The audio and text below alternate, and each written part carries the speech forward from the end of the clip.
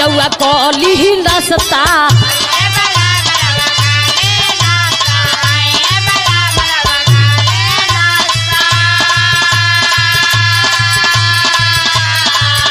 अरे भुजिया परोठा के कोई व्यवस्था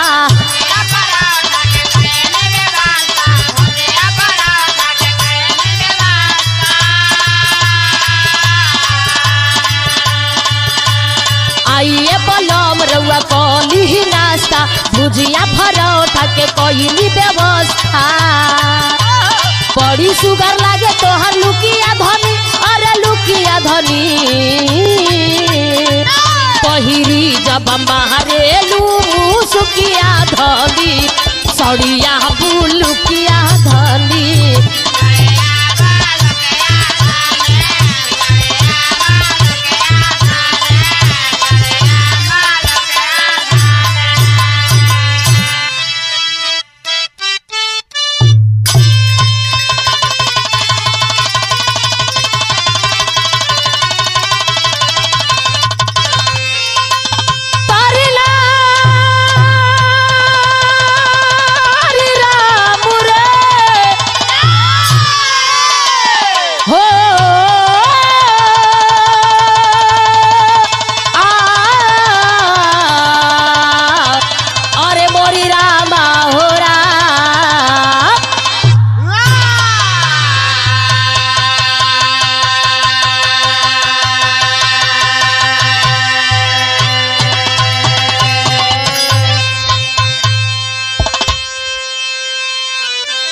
अच्छा बाबूजी आज पुनः एक बिरहा लेकर के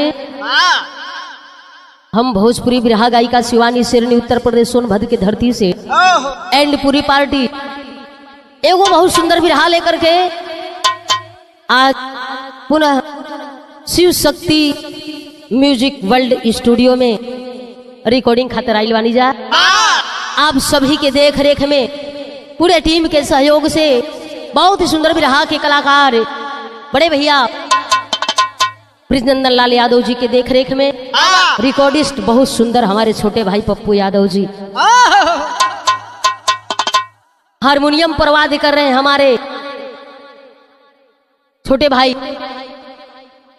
रविंद्र लाल यादव जी और ढोलक पे वाद्य कर रहे हैं हमारे अपने ढोलक मास्टर श्रीमान धनंजय लाल यादव जी और कोरस में विजय लाल यादव जी राम जी यादव जी गार्जियन मुकेश यादव के देख रेख में बहुत ही सुंदर बिरहा के प्रस्तुति मास्टर साहब आवतनी बिरहा में 4 लाइन भूमिका से भाव बकई से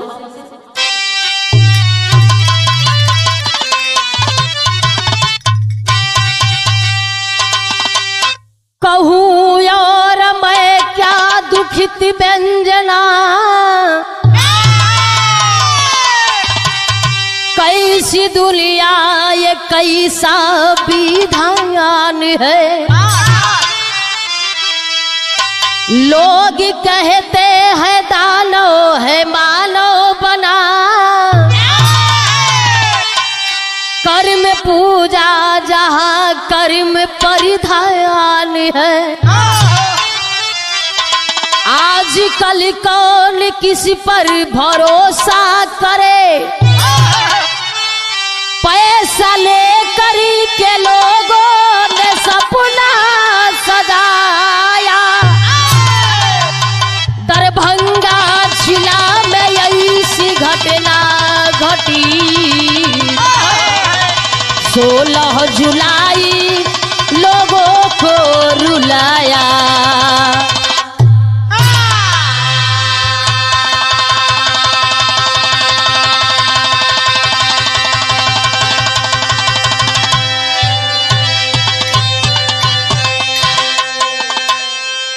आया है बाबू बाहर पैसा ई पैसा का से का ना करावे ले भैया हो जेकरा लगे पैसा बा ओकर मान सम्मान बा और जेकरा लगे पैसा नहीं खे ओकर एक कौड़ी के कोनो गिनती नहीं बा।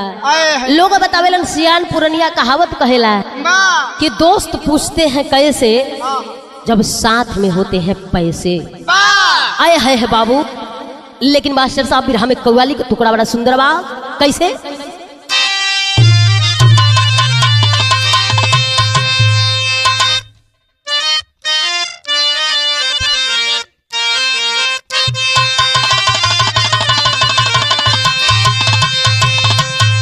अरे जिंदगी में क्या रखा है, अरे जिंदगी में क्या रखा है, सांस टूट जाने के बाद जिंदगी में क्या रखा, सांस निकल जाने के बाद। बहुत अच्छा, अरे जिया हो।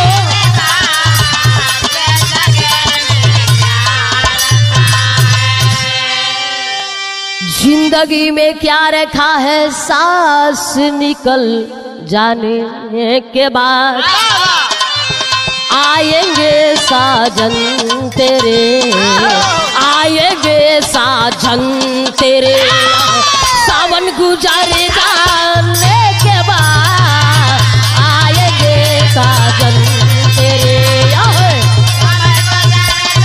बहुत अच्छा, अरे जियो।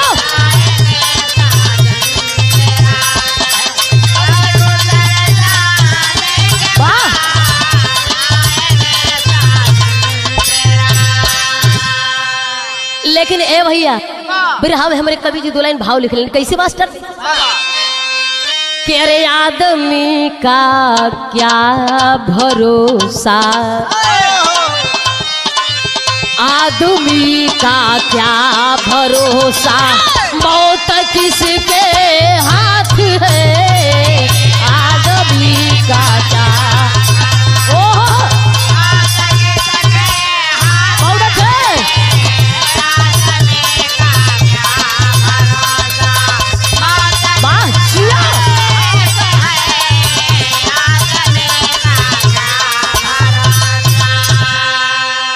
आदमी का क्या भरोसा, मौत किसके हाथ है,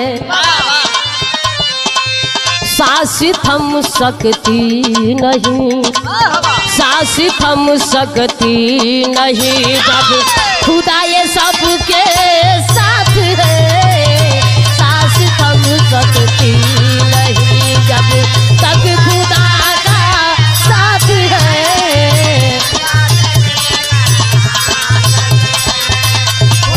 बहुत अच्छा है।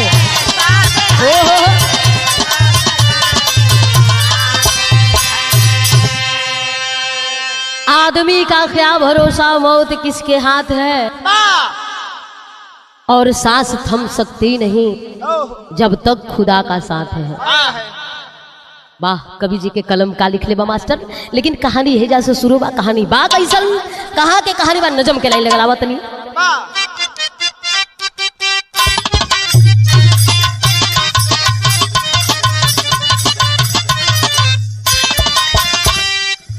बिहार प्रांत दरभंगा की कहानी है,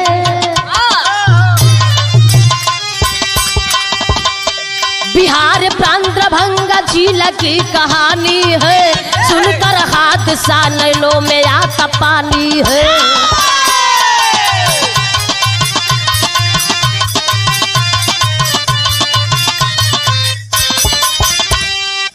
अफजला पंचायत जीरत है रहा गाँव सही,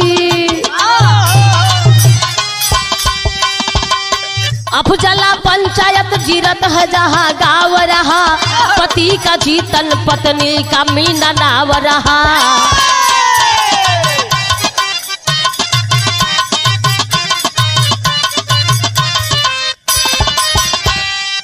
मछली पालन करके जीवन को बिताते थे, 2 बेटा 1 बेटी को पढ़ाते थे।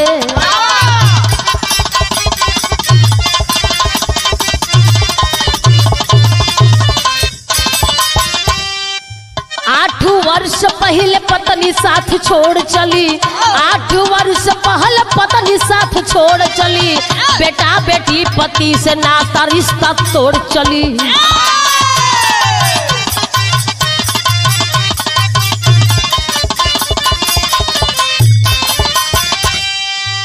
16 जुलाई जितन को काल बन के आया है, 16 जुलाई जितन को काल बन कर आया है, रुपया पैसा ले पापी जिगर बनाया है।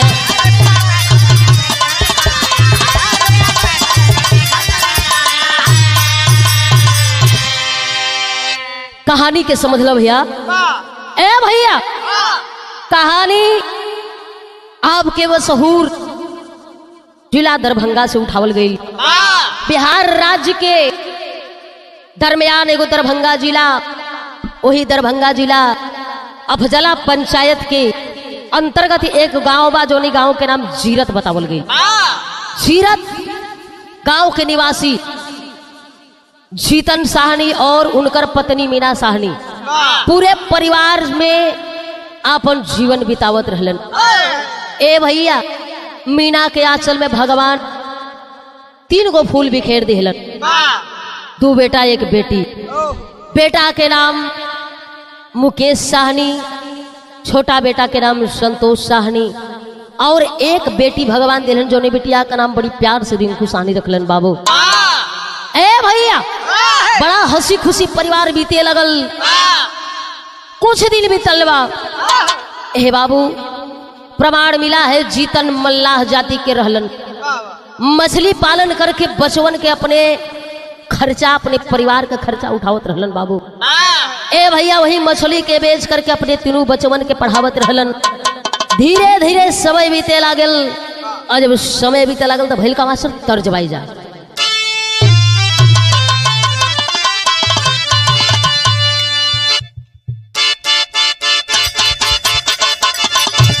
अरे जिया वाह,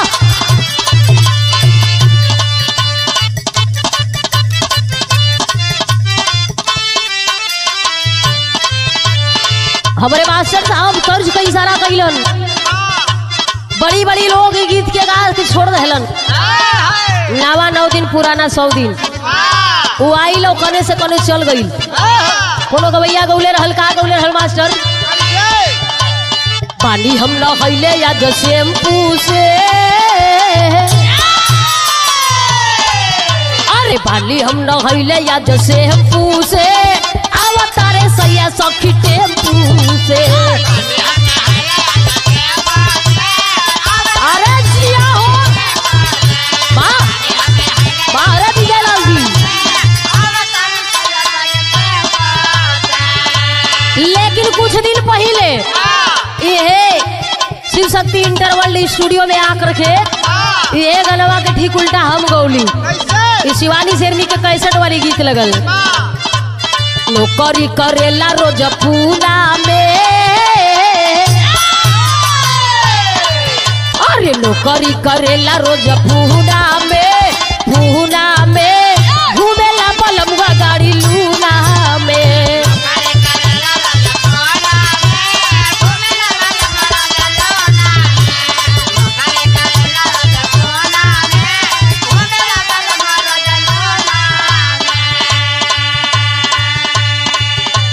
इतर तर्ज रहल बाबू, लेकिन भाव में हमरे कवि जी दुलाई लिखलन, का लिखलन?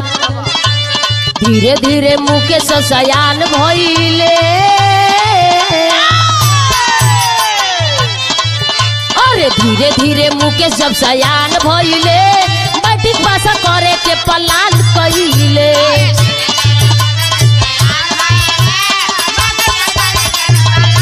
बहुत अच्छे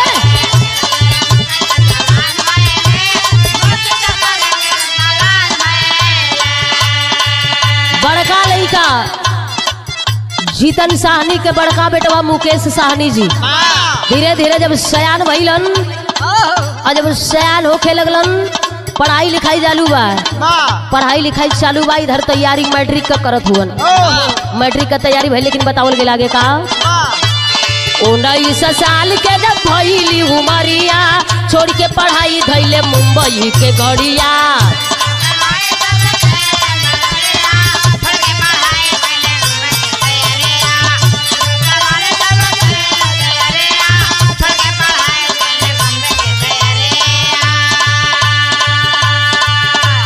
कॉस्मेटिक के जाई के दुकान धइले,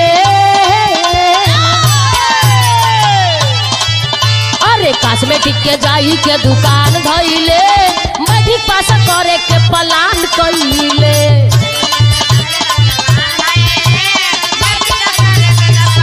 बहुत अच्छे ओहो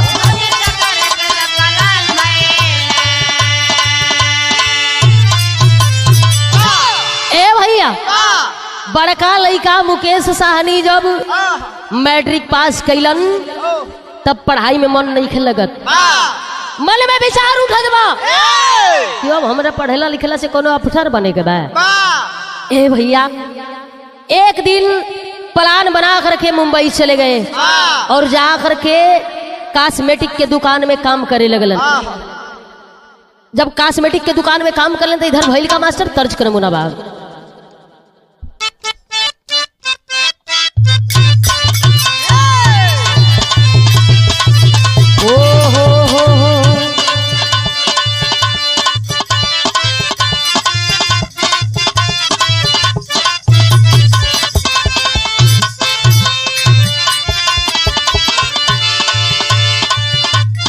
कौनो मेहरारू के परेशानी बा एगो छिछोरा देवर रहे विजय लेखा ये विजया लेखा ये जब देखे तब बेचारा एनी टाइम अंगुलिये करे अपना सखी से बतावतिया और ये का कहिए सखी हमार देवर बड़ी उत्पात बजा ले बा कहतिया का तो हम तो ढोरी मुनले रहनी पियरी माटी से देवरा मुआना खोदे काटी से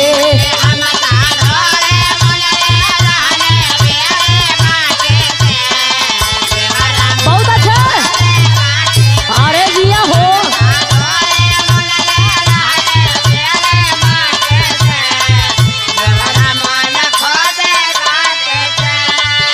लेकिन हमारे कवि जी भाव लिखलन बाहर घर में हो का रहल बा दिहले पीटिया के सदिया रचाई हो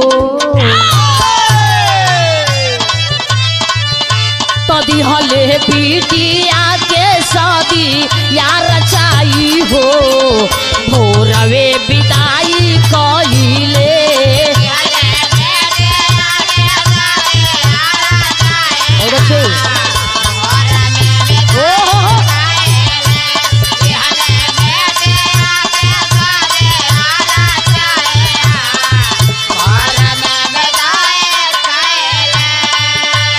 धीरे धीरे पढ़ाई लिखाई पूरा करके जब रिंकू बिटिया सयान हो गईली जीतन साहनी पिताजी सोचत हुवन की बिटिया का शादी कर दिहल जाए कैलन का बाबू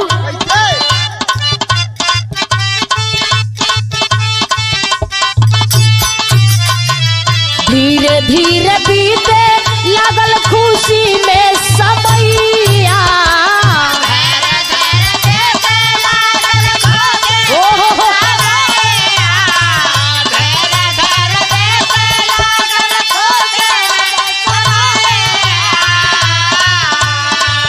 कलकत्ता में मुकेश जी के भइले सगैया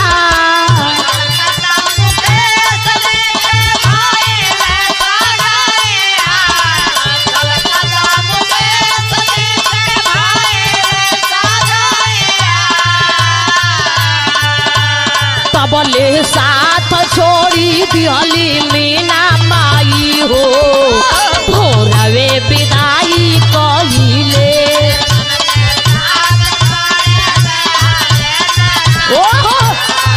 भोरवे विदाई कइले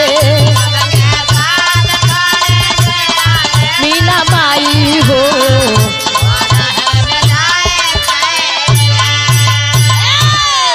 ए भैया धीरे धीरे बेटवा मुकेश साहनी सयान हो गईलन अच्छा खासा पैसा भी कमाए लगलन प्रमाण मिला मुकेश साहनी कुछ दिन फिल्म में भी काम किए डिजाइनर के रूप में इसके बाद अपनी कंपनी खोल करके अपना काम करने लगे बाबू लड़का बड़ी तरक्की में हुआ पिताजी सोचलन की बिटिया सयान हो गईली इनकर शादी कर दिहल जाओ अय है बाबू रिंकू का शादी रचा दिए रिंकू का शादी ब्याह हो गई। कबले भइल का बाबू, रिश्तेदार अइलन कलकत्ता से। जब कलकत्ता से रिश्तेदार लेन के करा बदे, मुकेश साहनी बदे आए है बाबू। बाबूजी का विचार भइल कि काहे ना बेटवा मुकेश कभी शादी कर दिहल जाए। कलकत्ता से जब अइलन है और बेटवा मुकेश जी के भी शादी हो गई। ए भैया लोग बतावत हुए मुकेश का भी शादी हो गई, बिटिया रिंकू का भी शादी हो गई। बिटिया रिंकू का प्रमाण मिला है कि इस समय मुंबई में रह रही है।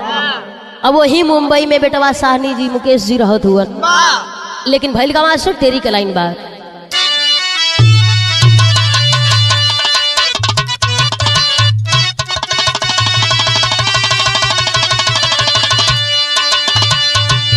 अरे तब ईमानवा जहिया पैसा पर बिकी, अरे ईमानवा हो रहा ईमानवा जहिया पैसा पर बिकी। घटना घटल बा ऐसन का पेला वतनवा यार वतनवा यार वतनवा।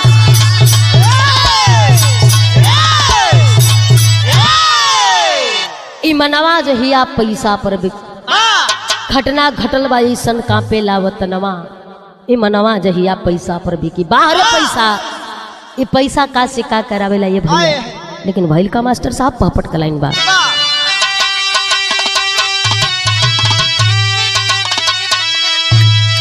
अरे विधि के आगे चली नहीं उपैया भैया या धजल में। अरे विधि के आगे चली नहीं, अरे उपैया भैया या धजल में। अरे डूब जाई मत जार बीच में नैया भैया या जल में।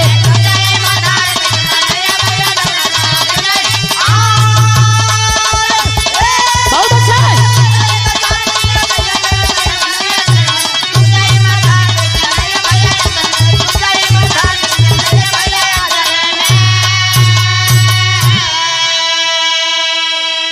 अरे साहनी मुकेश राजा, अरे लीतिया में आए हो, अरे राज्य मंत्री जीत करके, अरे लामा कमाए हो। अरे बदल गई तब बाबू के, अरे समैया भैया या जल में। अरे डूब जाई मतदार बीच में नैया भैया या जल में।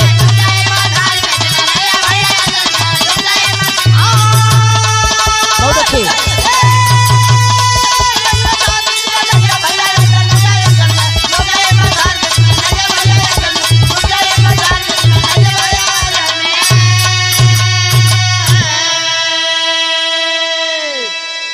ए साहब मुकेश साहनी जब राजनीति में आए तब राज्य मंत्री बने और नाम रोशन किए। छोटा भाई संतोष साहनी भी भाई का साथ देने लगे। लेकिन भैल का भैया विदेशिया का लाइन बा,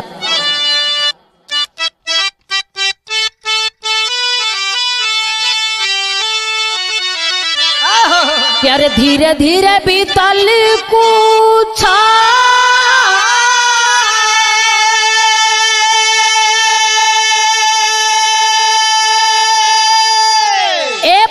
दिल के समैया हो।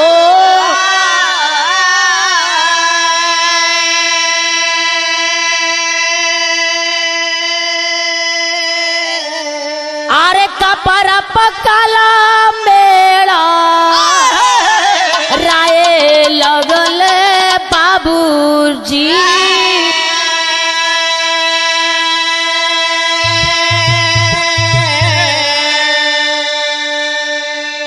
अरे 8 वर्ष पहले पत्नी मीना साथ छोड़ली। अरे जिंदगी अकेला ही बितावे लगले बाबूजी।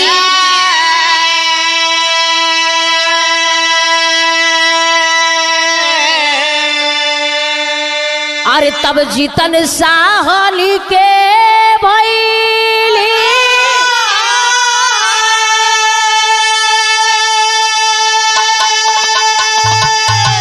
ए बाबू 70 के उमरिया हो।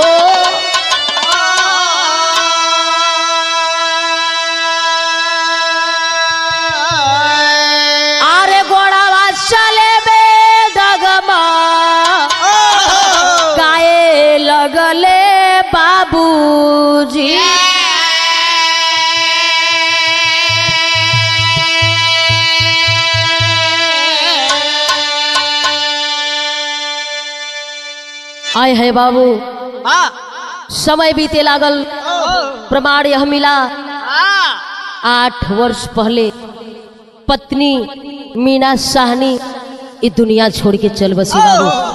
पिता जीतन साहनी अकेले जिंदगी बितावे लगलन, पुराने घर पर अपन जिंदगी बितावत हुआ। लोगों को जब जरूरत पड़ता था मेरे मित्रों, जीतन साहनी के पास जाते थे और जितना जरूरत पड़ता था उतना पैसा रुपया ब्याज दर पर लेकर के और अपना काम किया करते थे। और पैसा सूद ब्याज पर दे करके जीतन साहनी सभी गरीबों का मदद करने लगे बाबू। लेकिन लोग बतावे ना कि बुराई कभो अच्छाई के साथ ना देवेले। प्रमाण ये मिला, व्यक्ति एक ऐसा व्यक्ति उनके दरवाजे पर आया जो व्यक्ति 2022 में 1 लाख रुपया ले लेबा और कपड़ा के दुकान खोल ले। धीरे धीरे जब समय बीतल, समय आयल 2023 के, 2023 में 50,000 रुपया नगद ले लेबा 4% ब्याज पर।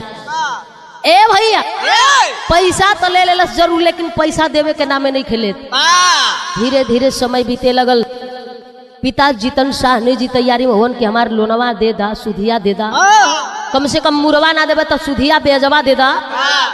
लेकिन वो आदमी जौन पैसा ले रहल बाबू, ओकर कपड़ा के दुकान टूट गई, ओकरा लगे पैसा के व्यवस्था ना रहे।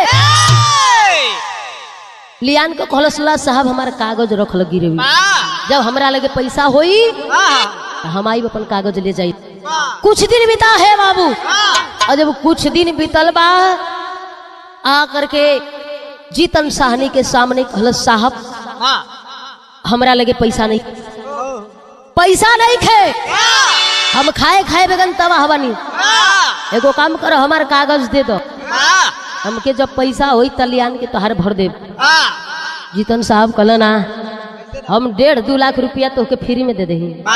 कागज हमरे के यहाँ तोहार एगो चिन्हानी के तौर पर रखल गई बा, तू जबे पैसा देबो तबे आके अपन कागज ले जाई। आए है बाबू, विवाद बढ़ने लगल, और जब विवाद बढ़े लगल तो एक दिन अचानक उहे आदमिया अपना मोटरसाइकिल से धमकी देवे बदे आइल बा। मोटरसाइकिल से आइल, कहलस के साहब अभी हमरा लगे पैसा नहीं खे, भाई मोटरसाइकिलो हमार रखल, जब पैसा हुई तो आके हम मोटरसाइकिल कागज ले जाई। ए भैया, गुस्सा में हो करके जीतन साहनी कहलन कि अब बर्दाश्त, अब जितना जल्दी होके हमारे पैसा दे। ए भैया, जब पैसा मांगे लगलन उस समय भैल का मास्टर साहब आल हमें प्रमाण मिला।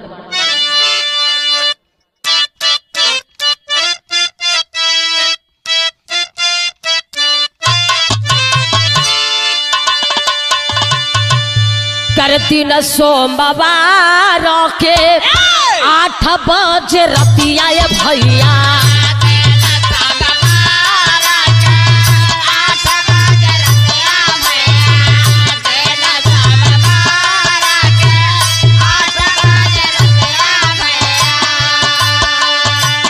बेटवा संतोष कैले हाल समाचार,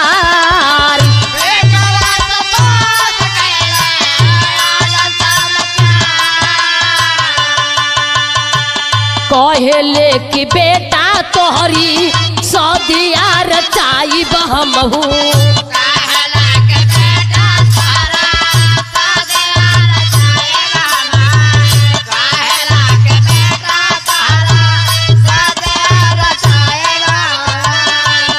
में मऊरिया माथे बधी है हो तोहार,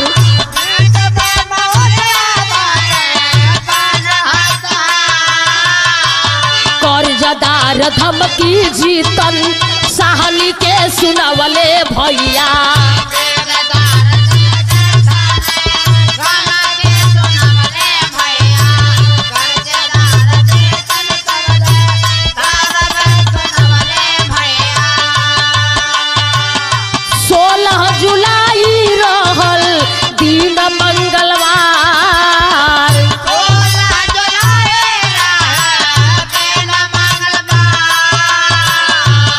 साथ लेके जब पहुँचल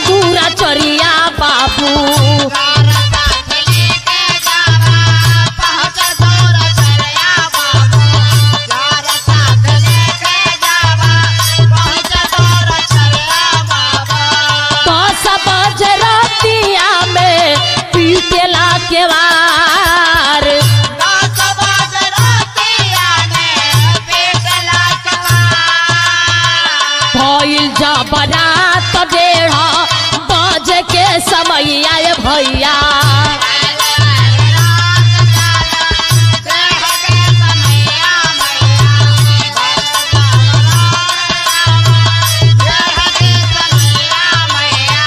घरवा में घुस के देहले चौकुआई से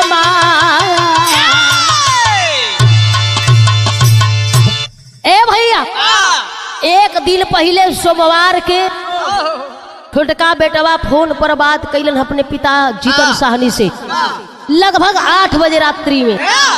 बाहर उस समय बेटवा का प्रमाण मिला है कि छोटका बेटवा संतोष साहनी जहानाबाद में रहलन। पिताजी से हाल चाल भइल बा। पिताजी कहलन बेटवा ढेर दिन हो गए तोहरा के देखले घरे चलैता। कहलन पिताजी जितना जल्दी हमार काम सपर जाई उतने जल्दी हम घरे आवतनी। कहलन बेटा एगो दिल में अरमान बारे बाबू, इन साल तो तोर शादी कोनो कारण बस ना भइल बाबू, लेकिन 2025 में तोरा माथे पर मऊर बंधाई आ बड़ा धूमधाम से तोर शादी करव लाल। ए भैया हाल समाचार के बाद फोन कट गईल बा। सोमवार बीत गईल और दिन आ गईल मंगलवार। एकरे 2 दिन पहले कर्जदार आ करके अपना कागज मांगल और जब कागज ना देहलन तो धमकी सुनौलस। कलश के कागज ना देबा तो ठीक ना होई। ए भैया साहब मंगलवार के लगभग 10 बजे राती में जब जीतन साहनी सुते लगलन तब सामने के दरवाजा खटखटाइल गईल, लेकिन दरवाजा ना खुलल। कुछ रात बीतल बा, लगभग 1:30 पर बाबू वो हत्यारा दुराचारी करता क्या है, पीछे के दरवाजे को जाकर के तोड़ता है और तोड़कर वह पापी अंदर घुसा है। आए है बाबू जीतन साहनी नींद में सोए थे और तेज धारदार चाकू से, तेज धारदार हथियार लेकर के और जीतन साहनी के दहिया के घोपे लगल बाबू। जोनी समय दहिया के घोपे लगल जीतन साहनी छटपटात हुअन, चिल्लात हुअन, हाथ जोड़ के एगो बात कहलन भैया, एगो हमार बात सुना, हमरा के काहे मारल चाहत हुआ भैया। भैल का मास्टर तर्ज के नमूना बात।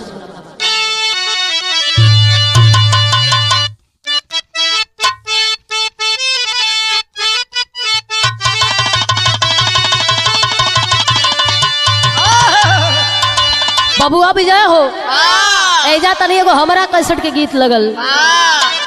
कैसे लगल? करियो सो सावन में जाई देवा घर नगरिया हो।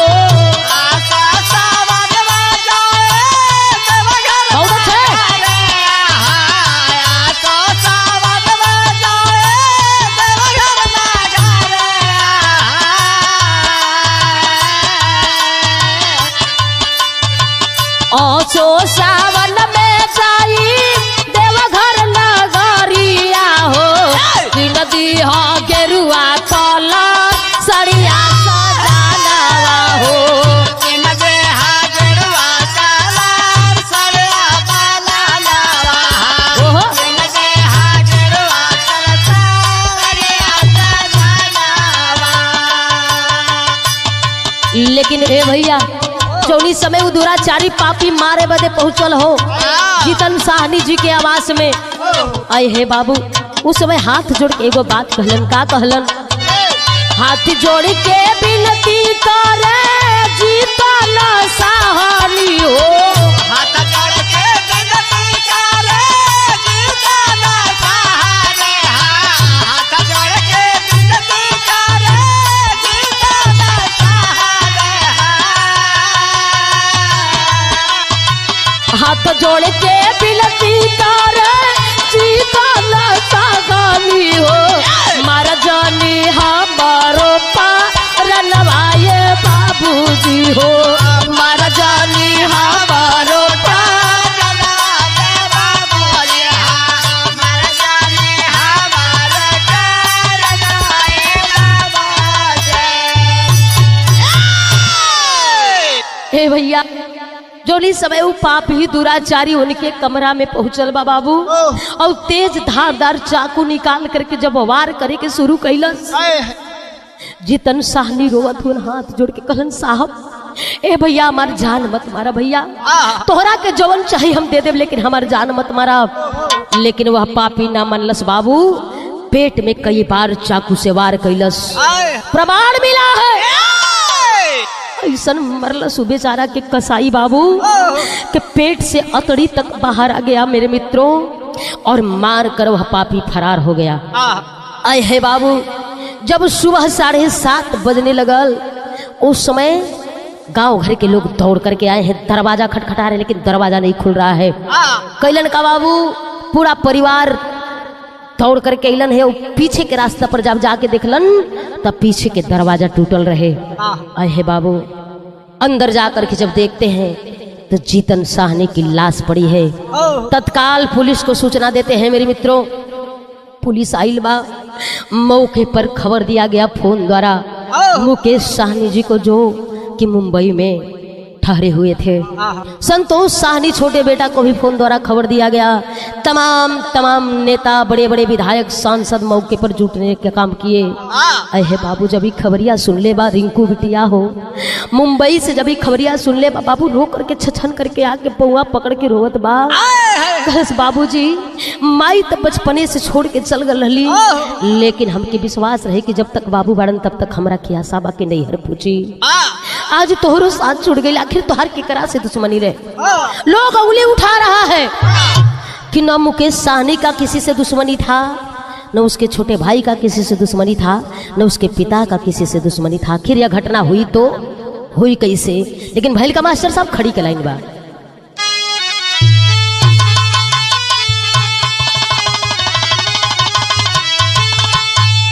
अरे बेटा वह संतोष के सपना अरे के पुराई बाबूजी, अरे तरोवे घर में सुगनवा भी लखाई बाबू।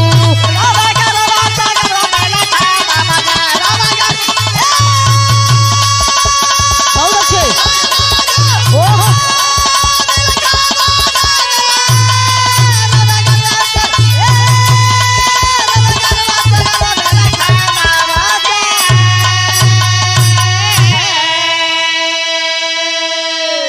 पुलिस प्रशासन नेता विधायक अरे मौके पर सब आए हो, और देख करके हंसा सब लोग घबराए हो।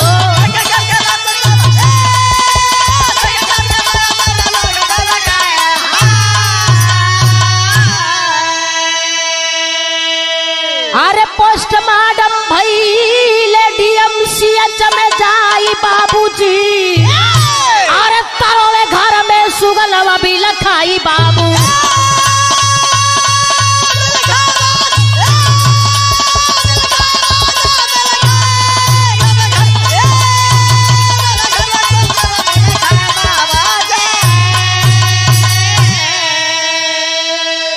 आए है बाबूजी पुलिस प्रशासन बड़े बड़े नेता विधायक सांसद मौके पर आए और हत्या का जांच पड़ताल करने लगे। प्रमाण मिला, CCTV कैमरे में एक मुजरिम कैद था जो पकड़ा गया, जिसका नाम मोहम्मद काजिम अंसारी बताया गया। पुलिस अपने हिरासत में ले लिया, पूछताछ चल रही है। ए साहब जीतन साहनी जी का पोस्टमार्टम DMCH दरभंगा में भई। इसके बाद मुकेश साहनी और पूरे परिवार शव को लेकर के अपने गांव आए और अंतिम संस्कार किए। बड़े बड़े नेता लोग उपस्थित होकर दुख व्यक्त किए और श्रद्धांजलि अर्पित के समय मौके पर पहुंचे बिहार सरकार के मंत्री मदन साहनी, महेश्वर हजारी, पूर्व मंत्री व विधायक ललित कुमार यादव जी, यूपी के कैबिनेट मंत्री संजय निषाद जी, बड़े बड़े लोग पहुंच करके सभी लोग उस शव को यानी कि जीतन साहनी जी के अंतिम श्रद्धांजलि को अर्पित किए। और सभी का यही कहना है कि उस पापी दुराचारी हत्यारे को कड़ी से कड़ी सजा होनी चाहिए और मैं गायिका शिवानी शेरनी उत्तर प्रदेश जिला सोनभद्र की धरती से एंड पूरी पार्टी के ओर से यही कहना है कि जो भी हत्यारा जीतन साहनी जी का है, उस हत्यारा को हम लोग चाहेंगे कि जल्द से जल्द कड़ी से कड़ी सजा हो, और यहाँ तक की उम्मीद है कि उसे फांसी होनी चाहिए। आई मास्टर आखिरी में भाव लगल। गुरु बिहारी गुरु गणेश गुरु रामलाल गुरकारी, अरे कथन किए कवि प्यारे लाल विजेंद्र मुकेश की तैयारी।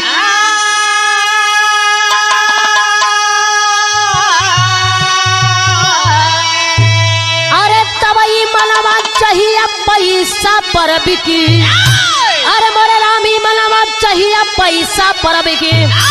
बिलखे शिवानी शेरनी पर से लाना या नवा, ई मनवा चाहिए पैसा पर बिकी।